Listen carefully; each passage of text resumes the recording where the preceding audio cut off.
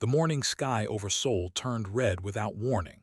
Not the gentle red of sunrise, but the angry crimson of burning metal and falling debris. Captain stood on the command deck of the orbital station Unity 7, watching the impossible unfold before his eyes. Giant ships, each larger than 10 city blocks, descended through Earth's atmosphere like dark mountains falling from the heavens. "Sir, we're receiving distress calls from every major city," his communications officer shouted over the blaring alarms. "New York, London, Tokyo, Mumbai, they're all under attack." Gripped the railing until his knuckles turned white. He had served in Earth's Defense Force for 20 years, trained for every possible scenario. Asteroid impacts, solar flares, even theoretical alien contact. But nothing prepared him for this. The enemy moved with terrible efficiency, their weapons cutting through humanity's defenses like paper. "Launch all fighters," he ordered, his voice steady despite the fear crawling up his spine. "Every ship we have, now." Young pilot ran toward her fighter, her heart pounding in her chest. She was only 23 years old, fresh out of the academy. This was supposed to be a routine patrol duty. Instead, she climbed into her cockpit as the world ended around her. "Blue Squadron, form up on me," she heard Commander Jinho's voice through her helmet. He was second in command, a man known for his calm under pressure. But even his voice carried a tremor today. "Remember your training. Protect the civilian evacuation ships." Nu pushed her fighter forward, joining the swarm of human craft rising to meet the alien invaders. For a moment, hope flickered in her chest. Earth had hundreds of ships, thousands of pilots. Surely they could hold the line. That hope died quickly. The alien vessels barely seemed to notice the human fighters. Their shields absorbed missile impacts without a scratch. Their weapons fired beams of purple light that simply erased human ships from existence. No explosion, no debris. One moment a fighter existed, the next moment it was gone. "Fall back," Jinho screamed. "All units fall back, we can't." His transmission cut off. Nu saw his ship vanish in a flash of purple light. Tears streamed down her face as she yanked her controls, diving away from the alien formation. Around her, dozens of other fighters tried to escape. Most didn't make it. Deep below the surface in a secret research facility, Dr. Haewon watched the battle through monitors, her hands shaking. She was a physicist, not a soldier. Her work focused on experimental propulsion systems and energy weapons, theoretical projects that might bear fruit in 10 or 20 years. Now she had maybe 10 hours. "Doctor, we need to evacuate," her assistant said, grabbing her arm. "The facility will be compromised soon." Haewon shook her head, her mind racing. "No, help me download everything. All our research, every test result, every failed experiment. If we're going to survive this, we'll need every advantage we can find." Her fingers flew across the keyboard, copying decades of research onto portable drives. The gravity pulse project, the quantum resonance experiments, even the crazy ideas they dismissed as impossible. Everything might matter now. The building shook as explosions echoed from above. They were running out of time. Back on Unity 7 faced the hardest decision of his life. The station's sensors showed the terrible truth. Earth's orbital defense grid was gone. The military bases were silent. The great cities burned. And still more alien ships poured through the atmosphere, an endless tide of destruction. "Sir, we have maybe 200 ships left," his tactical officer reported, his voice hollow. "The aliens have. We've counted over 3,000 of their vessels, and they're not stopping." Closed his eyes. 200 ships. That was all that remained of humanity's proud space fleet, and billions of people still on Earth, trapped under alien bombardment. "Broadcast to all surviving vessels," he said quietly. "Rendezvous at Mars Colony. It's time to retreat." "But sir, what about Earth? What about the people?" "If we stay, we die," said his voice breaking. "If we die, humanity dies. We have to survive, We have to live to fight another day." The evacuation order went out. Na received it as she limped back toward Unity 7, her fighter damaged and barely responding. Part of her wanted to turn around, to dive back into battle, to die fighting for her home. But duty kept her on course. Live to fight another day. That's what Commander Jinho would have wanted. Dr. Haewon and her team reached the spaceport just as the last transport prepared to launch. They ran across the tarmac as enemy fire struck buildings around them. She clutched the data drives to her chest like sacred relics. In a way, they were. They represented humanity's only hope for fighting back. The transport shuddered as it broke free of Earth's gravity. Through the window, Haewon watched her planet shrink away. Smoke and fire covered entire continents. The aliens had taken Earth in less than a day. One single day to bring humanity to its knees. But not to extinction, not yet. The surviving ships gathered near Mars, a pitiful fleet of damaged vessels and exhausted crews, stood on the bridge of Unity 7, now designated as the flagship of humanity's resistance. He looked at the faces around him. Young Na, who had lost half her squadron, Dr. Haewon, still clutching her precious research, officers and soldiers who had watched their world burn. "We lost Earth," said, his voice carrying to every ship in the fleet through the open comm channel. "We lost billions of our people. We lost our home, but we are not defeated. We are humanity. We adapt. We survive. We fight back." He paused, letting his words sink in. "These aliens think they've won. They think we'll surrender or die quietly. They don't know us. They don't understand what they've awakened. We will make them regret the day they came to our solar system." On Mars Colony, Governor Wu watched the damaged fleet arrive with a heavy heart. His colony had a population of 5 million, meant to support scientific research and mining operations. Now it would become the last bastion of human civilization. The refugees told terrible stories, cities destroyed in minutes, families torn apart. The aliens didn't just kill, they took prisoners, loading humans onto massive cargo ships like cattle. For what purpose, no one knew. Na sat in the pilot's barracks, staring at her hands. They still shook from the adrenaline and fear. She had survived her first battle. Most of her friends hadn't. The alien invaders seemed unstoppable, their technology far beyond anything humanity possessed. But as she lay down to sleep, exhaustion finally overwhelming her terror, one thought kept repeating in her mind. Commander Jinho's last words before he died. "Remember your training." They weren't defeated yet. The battle for Earth was lost, but the war had just begun. And humanity, for all its flaws and weaknesses, had one trait that had carried them through every dark age in their history. They never gave up. 3 weeks after the fall of Earth, Captain stood before the Council of Colony Governors. The meeting room on Mars was cramped and cold, nothing like the grand halls where Earth's government once met. But Earth's government was gone, buried under alien occupation. "You're asking us to commit suicide," Governor Wu said, his face pale. "We can't fight them. You saw what happened to Earth. They destroyed our entire defense fleet in hours." Kept his voice calm, though anger burned in his chest. "I'm asking you to survive. If we surrender, we die.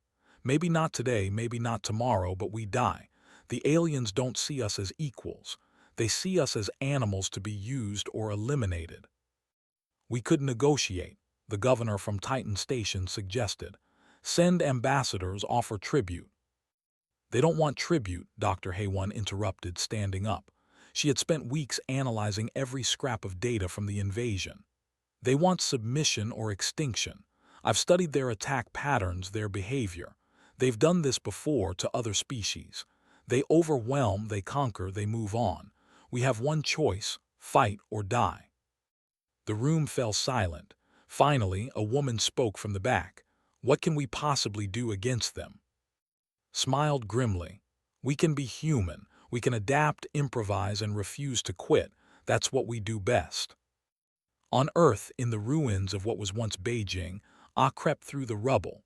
She wore scavenged alien armor, modified to fit her smaller frame. Around her, a dozen other resistance fighters moved like ghosts through the destroyed city. They had learned quickly. The aliens used drones and sensors to patrol occupied zones, but the machines followed patterns, predictable and rigid. Humans could slip through the gaps, strike fast, and disappear before the enemy responded. "Target ahead," whispered Sung-ho, the group's engineer. He pointed to an alien supply depot lightly guarded. 3 sentries, standard patrol rotation. An nodded. She raised her hand and her team spread out. They had done this a dozen times now. Hit the supply lines, steal what they could use, destroy the rest. Every attack was a pinprick to the aliens, but pinpricks added up. The attack lasted 90 seconds. The alien sentries fell before they could sound an alarm. The resistance fighters grabbed power cells, food synthesizers, and most importantly, communication equipment. Then they vanished back into the ruins, leaving only burning wreckage behind. Back in their hidden base, an old subway tunnel deep beneath the city, Ah powered up the stolen communicator. It took Sung-ho another hour to crack the encryption, but finally they had access to the alien network. "This is incredible," Sung-ho breathed, scrolling through data. "Their entire occupation force is controlled through central commands. No initiative, no independent thinking. If we can disrupt their communication, we can create chaos," Ah finished. "Keep working on it. I need to contact Mars." Getting a message off-world was dangerous. The aliens monitored all transmissions, but Ah had found a way, bouncing signals off old satellites, using frequencies the aliens ignored. It was slow and unreliable, but it worked. "Mars colony, this is Earth Resistance Cell 7, she transmitted. "We're alive, we're fighting, and we've found a weakness." On Mars, tour of the colonies continued. At Ganymede Station, miners showed him how they modified their equipment into weapons. On Europa Base, scientists worked day and night to understand the few pieces of alien technology they had recovered. But the most important stop was Titan Station, where young pilot Noah's training a new generation of fighters. "We can't beat them in a straight fight," Na told her students, her voice carrying across the hangar. "So we don't fight straight, we fight dirty, we hit and run, we use every trick, every advantage. They have better ships, better weapons, better shields, but we have something they don't." "What's that?" a young pilot asked. Na smiled. "We have nothing to lose, and that makes us dangerous." Watched the training session with approval. Na had grown in these weeks. The scared young pilot from Earth's last battle had become a leader, someone others looked up to. She was proof that humanity could adapt, could become stronger in the face of disaster. Dr. Haywon's lab on Mars worked around the clock. She had assembled the best scientists from every colony, pulling together expertise in physics, engineering, and alien technology. The gravity pulse weapon was their best hope, but it was still theoretical. "The math works," she explained to during his visit. "We can generate a pulse that disrupts their shield harmonics, but we need enormous power and the range is limited, maybe 5,000 kilometers. "That's point-blank range in space combat," said. "I know, that's the problem. We need to get close to use it, but getting close means their weapons can hit us first." Studied the prototype on her workbench. It looked crude, cobbled together from human and salvaged alien parts, but it represented hope, the first weapon that might actually hurt the enemy. "Keep working on it," he said. "We'll find a way to deliver it." The breakthrough came from an unexpected source. A smuggler named Wu, who had spent years navigating the asteroid belt, approached the resistance with an idea. "You're thinking like soldiers," he told staff. "The aliens own the open space. Their sensors, their ships, their weapons, all designed for clear sight lines. But the belt is different. Millions of rocks, ice chunks, metal fragments. Sensor shadows everywhere. That's where we can hide. That's where we can hunt." Commander Jinho's replacement, A woman named Bora, who had survived Earth's fall, immediately saw the potential. Ambush points. We can predict their routes through the belt, set up gravity pulse weapons in advance, wait for them to come to us. And when they chase us, we lead them into the rocks, Wu added with a grin. I know every dangerous current, every unstable cluster, places that'll tear their big ships apart but small fighters can slip through. Plans began to take shape, not for a grand battle or a desperate last stand, but for a campaign of attrition. Hit them where they're weak, avoid them where they're strong, make every victory cost them more than they expected to pay. Word reached Mars from Earth. Oz Resistance Cell had successfully disrupted alien communications in 3 cities. Other cells were forming, learning from her tactics. The aliens controlled Earth's surface, but they couldn't control its people. More good news followed. A science station in the outer system had detected the enemy's supply routes. The aliens were importing resources from beyond the solar system, long convoys traveling predictable paths, vulnerable paths. Governor Wu came to see privately. I was wrong, he admitted. I thought surrender was the safe choice, but there is no safe choice, is there? Only fighting or dying. We all feel the fear, said, but fear doesn't have to control us. I want to help. Mars will commit all its resources to the resistance, whatever you need. One by one, the colonies united. The miners of the asteroid belt, the researchers of the outer stations, the farmers of the agricultural domes. Every human settlement, no matter how small, contributed something to the fight. Dr. Haywon's team completed the first functional gravity pulse weapon. It was mounted on an asteroid, powered by solar collectors, aimed at a known alien patrol route. The resistance waited, watching their sensors, hearts pounding. An alien destroyer came through the ambush point. The weapon fired. Space itself seemed to twist and ripple. The alien ship's shields flickered, failed, and the vessel spun out of control, its systems crashing. Human fighters, led by Na, pounced on the disabled ship. They destroyed it quickly, then scattered before reinforcements could arrive. It was a small victory, one ship out of thousands, but it proved something crucial. The aliens could be hurt. They could be killed. They weren't invincible gods. They were just another species that had forgotten what it meant to face a truly determined enemy. Gathered his officers in the command center. On the screens around them, reports streamed in from across the solar system. Resistance cells forming on Earth. Ambush points being prepared in the belt. New weapons being tested. Volunteers signing up faster than they could be trained. They think they broke us, said. They think taking Earth was the end. But it was just the beginning. Now we show them what humanity really means. Now we teach them why you never back a species into a corner when they have nothing left to lose.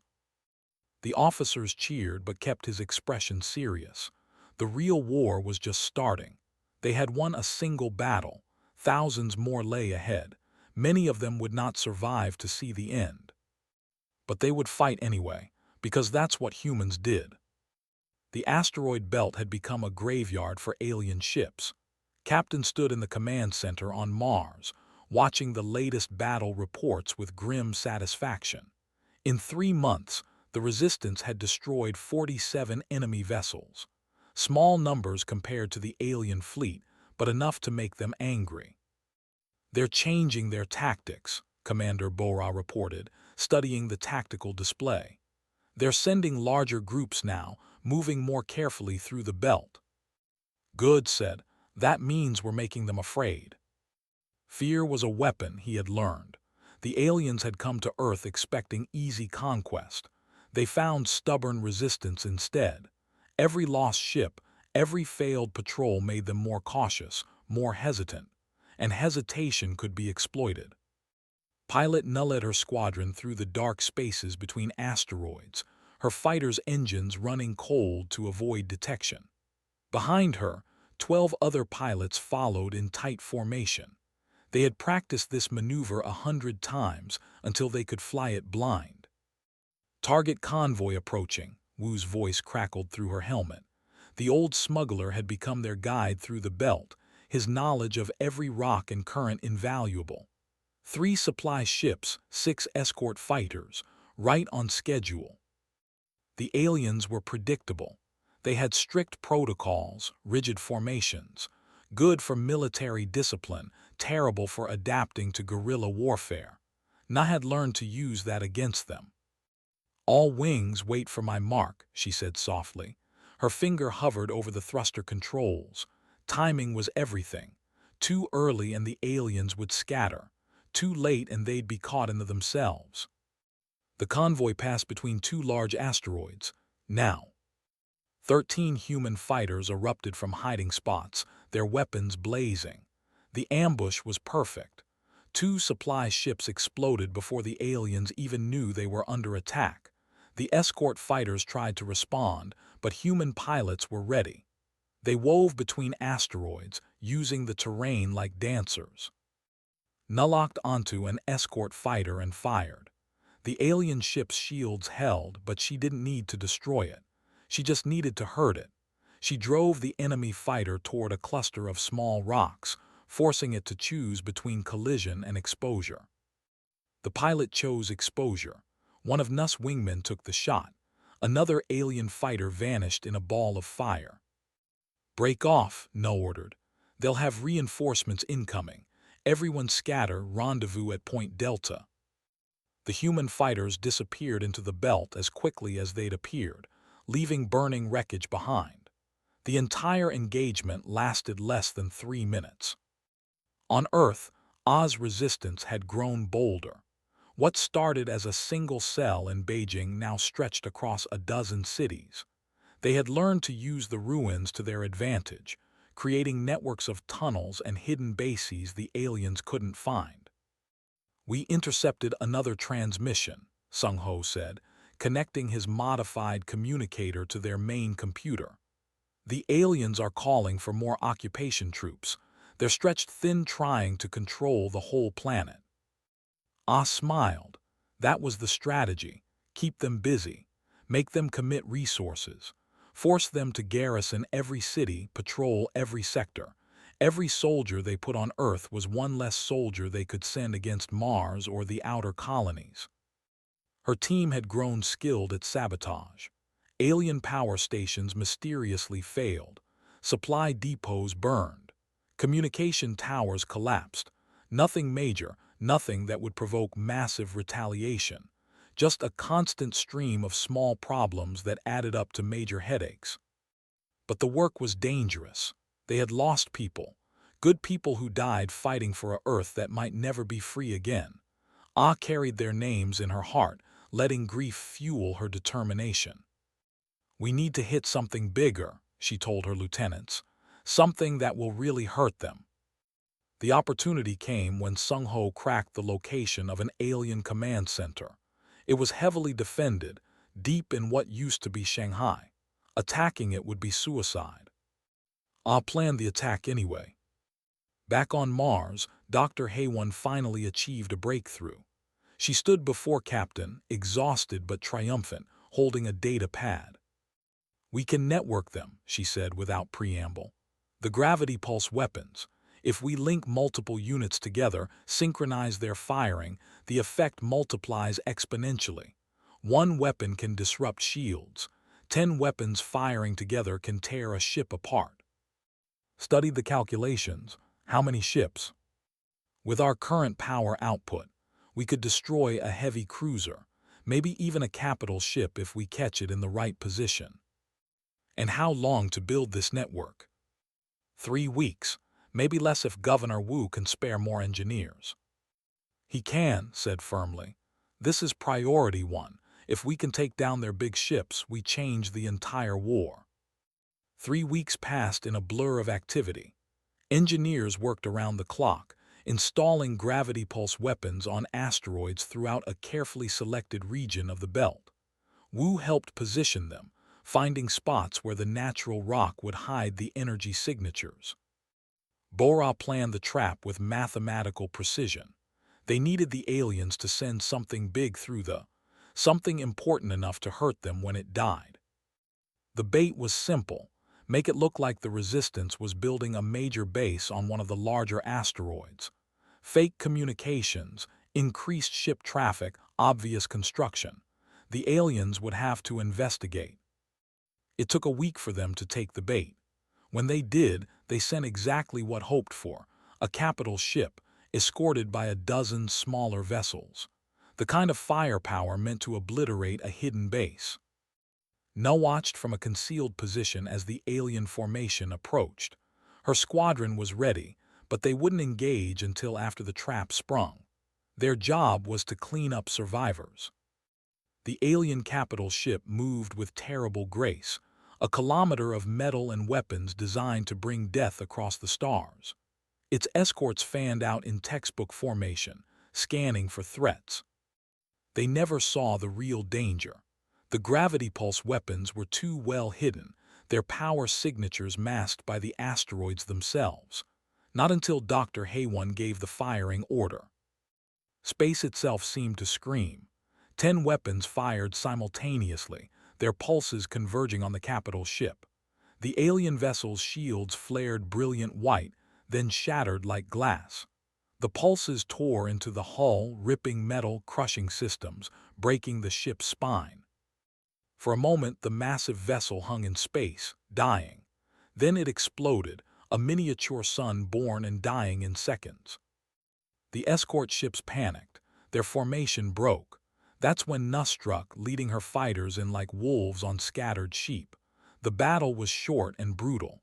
Not a single alien ship escaped. Word of the victory spread through the Resistance like wildfire. They had killed a capital ship, the kind of vessel that had bombarded Earth's cities into submission. If they could kill one, they could kill more. But victory came with a price. On Earth, Oz' attack on the alien command center had gone wrong. They had sabotaged the building's power systems, fought their way through the guards, and planted explosives in the command room. But the aliens had reinforcements nearby. Most of her team made it out. Sung-Ho didn't. He stayed behind to ensure the charges detonated, buying time for the others to escape.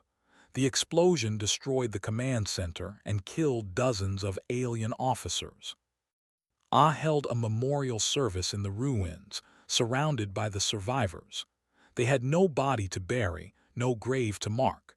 Just his name, added to the growing list of those who gave everything for Earth's freedom. "He died a hero," one of her fighters said. "They're all heroes," Ah replied quietly. "Every person fighting, every person who refuses to surrender, living or dead, they're all heroes." The guerrilla war continued.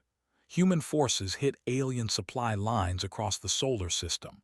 They ambushed patrols, sabotaged installations, and made the enemy pay in blood for every kilometer they controlled. The aliens still held Earth, still had superior numbers and technology, but they were learning what it meant to fight an enemy that would never quit. Dr. Haywan was already working on improvements to the gravity pulse network. More power, longer range, faster recharge times. Each iteration made the weapons more deadly. Wu found new ambush points, mapped new escape routes. His knowledge of the belt had saved countless lives.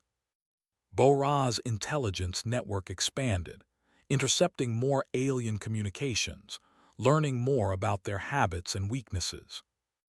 Nuh trained new pilots, passing on hard-won lessons.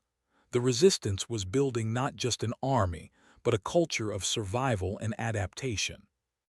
And through it all, Captain held the movement together with sheer force of will. He visited every station, knew every officer by name, shared meals with common soldiers. He carried the weight of billions of dead on his shoulders, but he never let it show. "We're winning," Bo-Ra told him one night, reviewing casualty reports. "No," corrected gently. "We're surviving, we're making them bleed, but winning, that's still a long way off."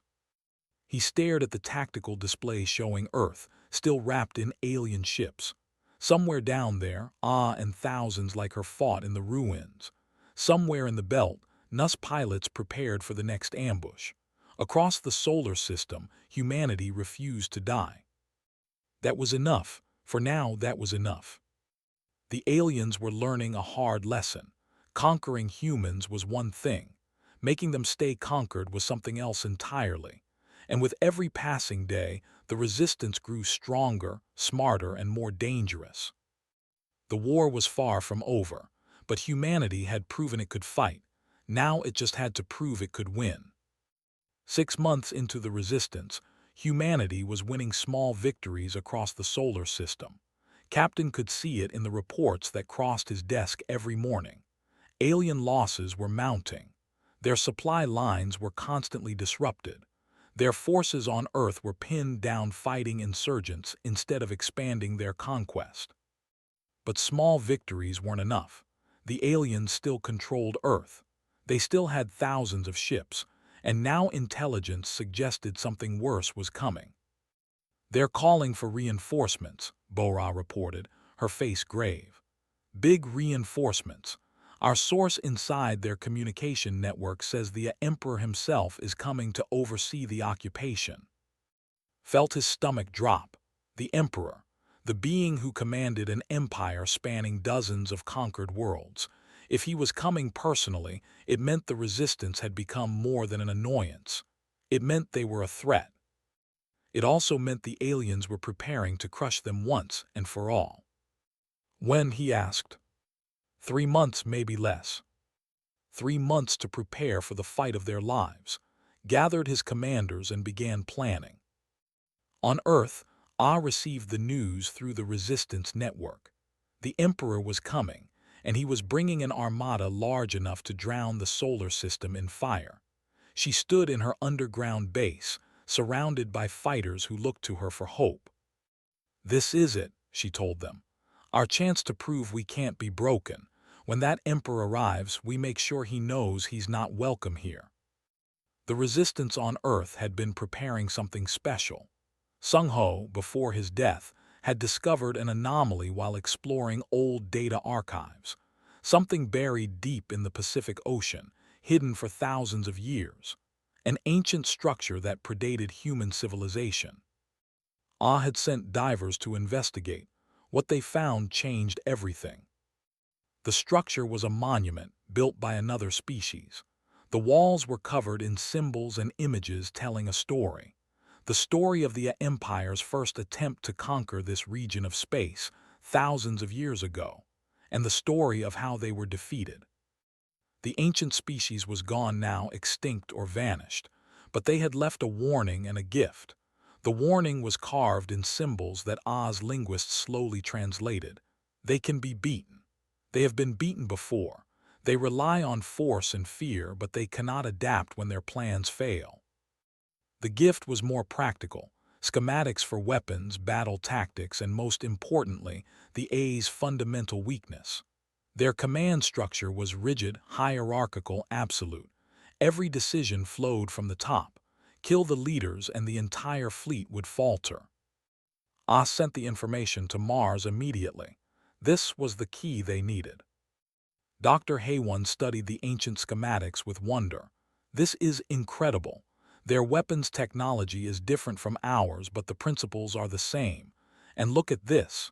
She pointed to a detailed diagram. "This shows the command ship's shield configuration. There's a weak point in the aft quarter where the power systems create an interference pattern." "Can we exploit it?" asked. "With the gravity pulse weapons, yes. But we'd need to hit it with everything we have, all at once. And we'd need the command ship to be in exactly the right position." "Then we'll put it there," said. His mind was already working on the plan. A plan so desperate, so dangerous, that it might actually work. The next 3 months were a blur of preparation. Every resource the resistance had was poured into a single objective: building enough gravity pulse weapons to kill a command ship. Not just any command ship, but the Emperor's flagship. Wu found the perfect location for the trap: a region of the belt far from the inner system, where ice formations created natural sensor shadows. "We can hide 100 weapons out here," he said. "Maybe more. The aliens won't know they're there until it's too late." Bora worked on the deception plan. They needed to lure the Emperor's fleet to exactly the right spot. That meant making it look like the Resistance was making a desperate last stand. It meant sacrifice. Nus pilots would have to engage the fleet directly, drawing them into the. Many wouldn't survive. When explained the plan, Nuh didn't hesitate. "We all knew this day would come," she said. "Every pilot in my squadron understands the stakes. We'll get the Emperor to the right position. You just make sure that weapon fires." On Earth, the Resistance prepared for the Emperor's arrival in their own way. Coordinated with cells across the planet for a massive, synchronized attack. When the Emperor's fleet was engaged in the belt, Earth's resistance would strike every alien installation simultaneously. It wouldn't free the planet, but it would show the aliens that humanity could never be truly conquered. The Emperor's fleet arrived on schedule. Bora's intelligence network tracked it from the moment it entered the solar system. Over 5,000 ships, the largest armada ever assembled in this region of space. The Emperor's flagship was a monster, 3 times the size of a normal capital ship, bristling with weapons. It moved directly toward Mars, intending to crush the heart of human resistance. Phase 1 ordered, "Make them think we're running." The human fleet, such as it was, began a fighting retreat toward the outer system. They engaged in brief skirmishes, inflicting minor damage, then pulled back. To the aliens, it looked like panic, like a broken enemy fleeing before superior force. The Emperor took the bait. His fleet pursued, pushing deeper into the outer system, chasing what they thought was a defeated foe. Governor Wu evacuated Mars colony, sending civilians to hidden stations in the outer asteroids. The colony itself was rigged to explode, a final gesture of defiance. If the aliens wanted Mars, they could have its ruins. Nuh led the last stand of the fighter corps. Her squadron and 50 others engaged the Emperor's vanguard near Neptune's orbit, fighting a desperate battle to slow the advance. They were outnumbered 10 to 1. Ships died by the dozen, bright flares marking the end of brave souls. But they held. For 3 hours they held, bleeding and dying, buying time for the trap to be set. "Fall back to the belt," Nuh ordered, her voice steady despite the chaos. "Lead them home." The survivors turned and ran, the alien fleet pursuing. The Emperor wanted to destroy the human resistance completely, to make an example of this upstart species. His fleet poured after the fleeing fighters, eager for the kill. They didn't see the trap until it was too late. Dr. Haywan watched her sensors from a hidden station deep in the belt. The Emperor's flagship moved into position, exactly where the ancient schematics said it needed to be. Around it, 200 gravity pulse weapons waited in the ice, invisible to alien sensors. "All units report ready," her assistant said. Haywan's hand shook as it hovered over the firing control. This was it. Everything they had worked for, everything they had sacrificed, came down to this single moment. "For Earth," she whispered, "for humanity." She pressed the button. 200 gravity pulse weapons fired simultaneously. Space itself twisted and screamed. The Emperor's shields, powerful enough to withstand planetary bombardment, held for almost 3 seconds. Then they failed. The pulses tore into the flagship's hull, ripping through metal and systems. Secondary explosions rippled along the massive ship's length. The bridge, where the Emperor himself stood, exploded in a ball of fire. The flagship broke apart, dying in the cold dark of the belt. For a moment the alien fleet froze. Their Emperor was dead, their flagship destroyed. Their rigid command structure collapsed without the central authority to give orders. That's when Nyan, the surviving fighters, struck. Joined by ships hidden throughout the belt, they fell on the confused enemy like wolves.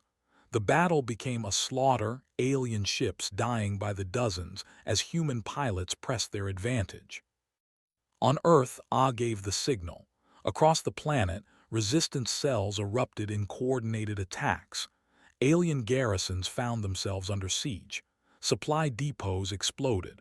Command centers went dark. In every city, humans rose up, fighting with makeshift weapons and captured alien technology. The aliens on Earth, cut off from Central Command, fell into disarray. Some fought back viciously. Others retreated to their landing sites, seeking safety in numbers. In the belt, the alien fleet finally began to retreat. Without the Emperor, without clear orders, the surviving ships turned and fled toward the edge of the solar system. They left thousands of their dead behind. Stood in the command center, watching the aliens run, and felt tears stream down his face. They had won. Against all odds, against impossible technology, humanity had won. But the victory was bitter. The cost had been terrible. Hundreds of pilots dead. Mars colony in ruins. Thousands more dead on Earth in the uprising. Null limped back to the fleet in a heavily damaged fighter, one of only 15 survivors from her original squadron of 60. She was alive, but she would carry the scars of this battle forever.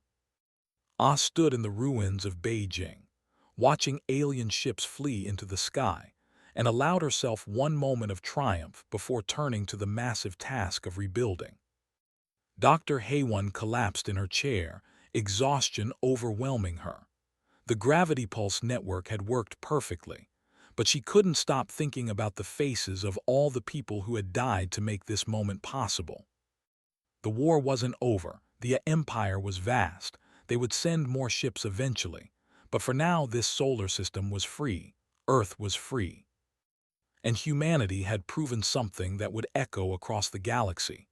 They could be beaten, they could be broken, but they would never surrender. And anyone who tried to conquer them would pay a price written in blood and fire across the stars. The solar system stood quiet for the first time in months. The alien fleet had retreated beyond Pluto's orbit, regrouping but no longer advancing. On Mars, Captain walked through the ruins of the colony, seeing the price of victory written in broken buildings and scorched earth. "They're still out there," Commander Bora said, joining him on the observation deck. "Our scouts report at least 1,000 ships gathering at the system's edge. They're not done with us." "No," agreed, "but they're afraid now. That's new." Word had spread across the galaxy through the A's own communication networks. The Emperor was dead, killed by a species that was supposed to be primitive and easily conquered. Other worlds under alien occupation listened to these rumors with growing hope. If humans could fight back, maybe they could too. On Earth, Ah coordinated the massive task of rebuilding. The aliens still held strong points in some cities, but they were surrounded, cut off from support. Slowly, methodically, the resistance was reclaiming the planet. She stood in what used to be Beijing's central plaza, now a field of rubble and hope. Around her, humans worked to clear debris, set up shelters, and rebuild their world. They were tired, hungry, but they were free. A young girl approached her, maybe 10 years old, carrying a makeshift flag, white fabric with a blue earth painted in the center. "Is it over?" the girl asked. "Did we win?" I knelt down to meet the girl's eyes. "We won the battle, but the war, that's still going. We have to stay strong." The girl nodded seriously, then ran off to help her family. Ah watched her go, feeling the weight of responsibility. They had to make sure this next generation never had to fight like this again. But first, they had to finish what they started. Pilot Nuss stood before her new squadron. Of the 60 pilots who had flown with her into the final battle, only 15 survived. But new volunteers had come forward, dozens of them, wanting to honor the fallen by taking their place. "They'll come back," Na told her students. "The aliens will try again. Maybe not today, maybe not this year, but they'll come. We need to be ready." Training intensified. Dr. Haywon's team worked on improving the gravity pulse weapons, making them more powerful, more reliable. Wu mapped more ambush points, planning defenses that would make any future invasion costly beyond imagination. Governor Wu oversaw the reconstruction of Mars' colony, but this time with a difference. Underground bunkers, hidden weapons, evacuation routes. If the aliens came again, Mars would be ready. 3 months after the Emperor's death, the aliens made their move. Not an invasion, but a communication. A message in perfect English, transmitted to Mars. "Humans of the solar system," the message began. We offer terms. Surrender now, accept our rule, and we will spare your lives. Continue resistance, and we will bring fleets that will darken your skis. This is your final warning. Gathered his council to discuss the offer. Some argued for acceptance. The cost of continued war would be terrible, but most, including himself, remembered Earth burning. They remembered billions dead. They remembered the price of submission. "Send them a reply," ordered Bora. "Keep it simple." Bora smiled grimly and drafted the message. Just 3 words: come and try. The message was broadcast across the solar system. Every human station, every resistance cell, every survivor heard it and understood. No surrender, no submission. Not now, not ever. The aliens attacked with caution now, not with arrogance. They sent probe ships first, testing defenses. They scanned for ambush points. They moved slowly, carefully, like soldiers in a minefield. NUS pilots picked them off one by one. Gravity pulse weapons destroyed scout groups before they could report back. The asteroid belt became a killing ground where alien ships went to die. But the main alien fleet remained at the system's edge, waiting, planning. Dr. Haywon presented her latest breakthrough to the command staff. "We can network the weapons across the entire solar system," she explained. "Link them through quantum relays. If we coordinate properly, we can hit multiple targets simultaneously from anywhere in the system." "How long to deploy?" asked. 6 months, maybe less if we prioritize it." "Make it 4 months," said. "I don't think we have 6. He was right. 4 months and 3 days after the Emperor's death, the aliens made their final move. Every ship they had, over 1,000 vessels, poured into the solar system in a massive wave. This wasn't a conquest attempt. This was extermination. "They're going straight for Earth," Bora reported, her voice tight with fear. "They're going to bombard the planet, kill everyone." Felt ice in his veins. This was it. The moment everything had been building toward. Win or lose, this battle would decide humanity's fate. "Send word to all stations," he ordered. "This is the final stand. Everyone moves to defensive positions. We end this today." On Earth, received the warning. The alien fleet was coming to destroy the planet. She looked around at her people, the survivors who had fought so hard to reclaim their home, and made a choice. "We're not running," she told her lieutenants. "We're not hiding. Every weapon we have, every fighter, every person who can hold a gun, we put them on the front line. If they want Earth, they go through us." Nulled the fighter wings up from Mars. Every pilot, experienced and rookie alike, launched together. 1,000 small ships rising to meet a fleet of giants. It should have been suicide. It wasn't. The gravity pulse network activated. Across the solar system, on asteroids and moons and hidden stations, 200 weapons fired simultaneously. The alien fleet's leading edge simply disintegrated, dozens of ships destroyed in the opening salvo. But there were so many more behind them. The battle became chaos, fighters swirling through space, capital ships trading fire. The entire system turned into a war zone. Nu flew like she was possessed, her fighter dancing through fire. She had lost so many friends, so many. Every trigger pull was for them. Every kill was revenge. Wu guided reserve forces through hidden routes, bringing weapons and supplies to where they were needed most. The old smuggler had become a logistical genius, keeping the resistance supplied even in the heat of battle. Dr. Haywon's gravity pulse network fired again and again, each salvo destroying more alien ships. But the weapons were overheating, power cells draining. They couldn't keep this up forever. On Earth, Oz ground forces engaged alien ships that broke through the orbital defense.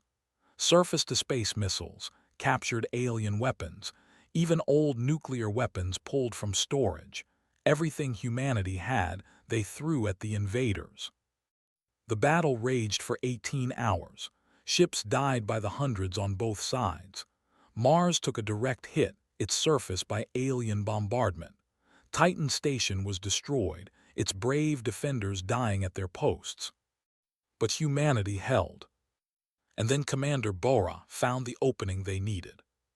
"Their command ship," she shouted to. "It's at the center of their formation directing the battle, if we can kill it." "The fleet falls apart just like last time," finished. "Can we target it?" "It's risky. We'd have to punch through their entire fleet to get a clear shot." Looked at the tactical display, at the hundreds of red icons representing alien ships, and made his decision. "I'll do it," he said.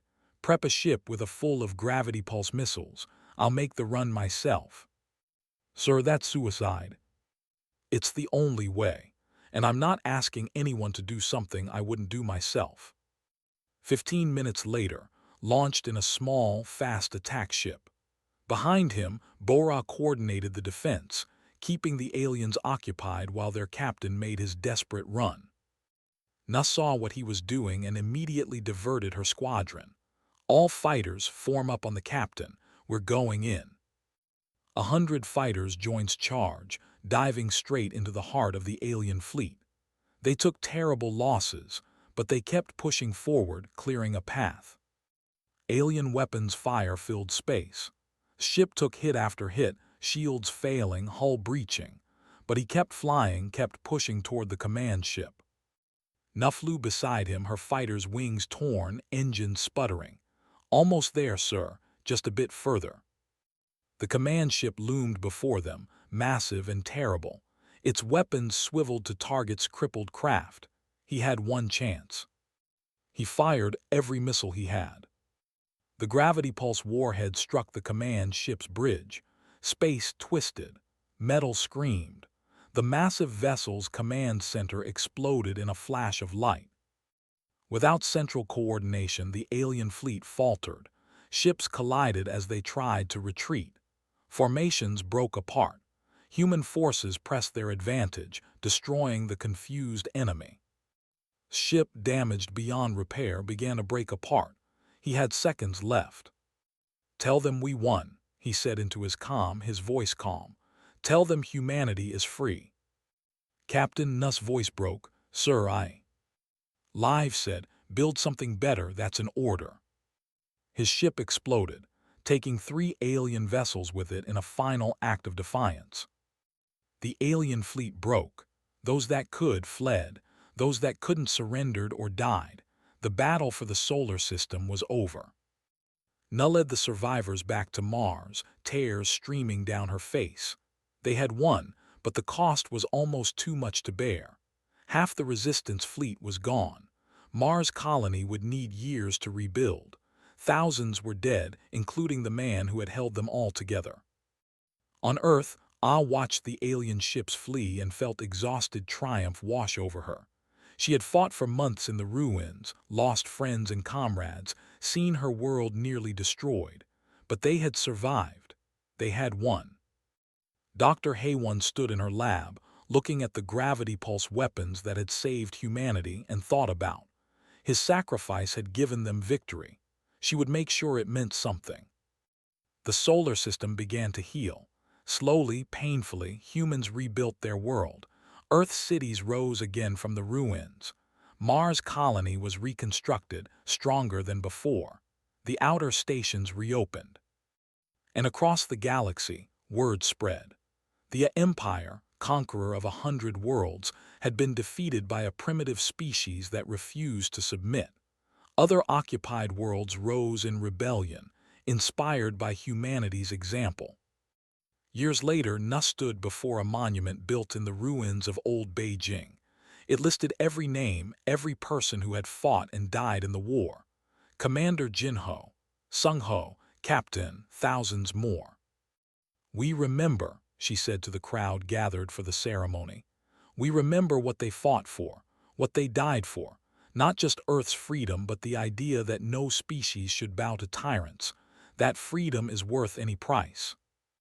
Ah, now governor of a rebuilt Beijing, stood beside her. "They taught us something important," she added. "Humanity's strength isn't our weapons or our ships, it's our refusal to give up, our ability to adapt, our determination to survive." Dr. Haywon, elderly now but still sharp, smiled. The aliens thought they were conquering primitives. They didn't understand what they were facing. They didn't understand that humanity, when pushed to the edge, pushes back. Above them, ships from a dozen liberated worlds flew in formation, united in the Terran coalition. Humans hadn't sought an empire, but they had become defenders of freedom, protectors of species who wanted to be free. Wu, running supply routes between worlds, often thought about those desperate days in the asteroid belt. The ambushes, the close calls, the times when death seemed certain, but they had survived, and that made all the difference. Governor Wu worked with other colony leaders to ensure no world would ever be unprepared for invasion again. Defense networks, early warning systems, shared technology. The galaxy had changed, and humanity had changed with it. The war was over, but its lessons remained. Humanity had learned it could stand against the darkness, could fight impossible odds and win, could adapt, survive, and triumph. And across the stars, on worlds considering invasion, on empires plotting conquest, a new warning spread. Never underestimate humanity. Never assume they'll surrender. Never back them into a corner and expect them to die quietly. Because humans, for all their flaws, have one trait that makes them dangerous beyond measure. They never give up.